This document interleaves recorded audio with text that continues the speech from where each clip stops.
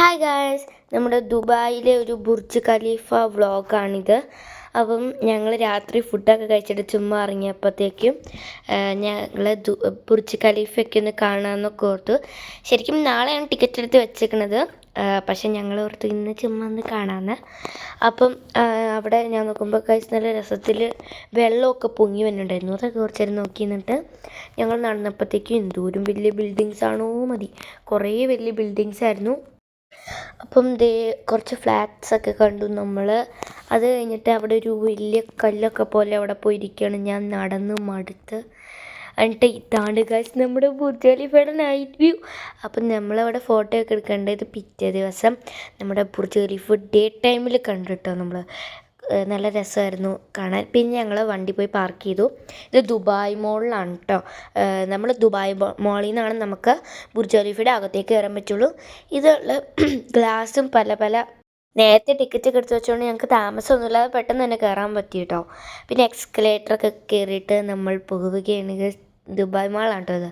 അപ്പോൾ ഇതാണെങ്കിൽ എന്താണെന്ന് വെച്ചാൽ നമ്മുടെ ദുബായ് മാൾ സ്റ്റാർട്ട് ചെയ്തതൊക്കെയാണിത്.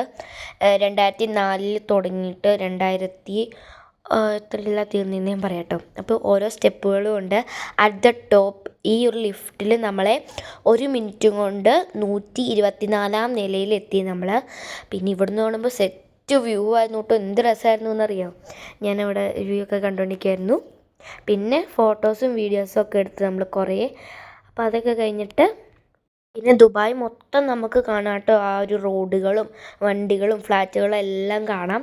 പിന്നെ ഇതെന്താണെന്ന് വെച്ച് കഴിഞ്ഞാൽ ഒരു പൂമ്പാറ്റയാണോ അതോ ഒരു ചിറകാണോ എന്നറിയില്ല. അപ്പോൾ അതിൻ്റെ അവിടെ ഞാൻ ഫോട്ടോ ഒക്കെ എടുത്തു കേട്ടോ. അവർ ഫോട്ടോ എടുത്ത് തന്നു നമുക്ക്. അവർ കുറേ ആക്ഷനൊക്കെ കാണിച്ചു. അതൊക്കെ ഞാൻ ചെയ്ത് ഫോട്ടോ ഒക്കെ എടുത്തു കേട്ടോ. പിന്നെ ഞാൻ ഓരോ ബിൽഡിങ്സൊക്കെ കണ്ടിട്ട് അവിടെ കയറാൻ ഏകദേശം നമ്മുടെ ഒരു ഇന്ത്യൻ റുപ്പി 5000 രൂപ വരും. പിന്നെ ഇങ്ങനെ ഡോൺ സിറ്റ് അങ്ങനെ ഒരു സാധനങ്ങളുണ്ട്. കാരണം ഒരു ഗ്ലാസ് ബ്രിഡ്ജൊക്കെ പോലെ, ഗ്ലാസ് ബ്രിഡ്ജല്ലേ സ്ക്രീനാട്ടോ. അപ്പം അത് ഞാൻ അതിൽ കൂടെയൊക്കെ നടന്നു. പിന്നെ ഇതെന്താണെന്ന് വെച്ച് കഴിഞ്ഞാൽ ഒരു കോയിൻ കിട്ടുന്നതാണ്, സ്വർണ്ണമല്ല. ഈ ഒരു ഓർമ്മയ്ക്ക് വേണ്ടിയിട്ട് ഇങ്ങനെ ബുർജ് ഖലീഫ വന്നിട്ട് പക്ഷേ ഞങ്ങൾ ചുമ്മാ ഞാൻ കറക്കിക്കൊണ്ടിരിക്കുന്നതാണ്. അതൊക്കെ കഴിഞ്ഞിട്ട് അപ്പോൾ എനിക്കൊരു ഏറ്റവും വലിയ ആഗ്രഹമായിരുന്നു നമ്മുടെ ദുബായിൽ ബുർജ് ഖലീഫയിലൊക്കെ വരണമെന്ന്. അപ്പോൾ ആ ഒരു ആഗ്രഹം സാധിച്ചു കിട്ടി ഗൈസ്. പിന്നെ ആണെങ്കിൽ ഇതെന്താണെന്ന് വെച്ച് കഴിഞ്ഞാൽ പിന്നെ അതിൻ്റെ റൂഫാണ് കേട്ടോ. നല്ല അടിപൊളി മനോഹരമായ കാഴ്ചകളൊക്കെ ആയിരുന്നു അത്.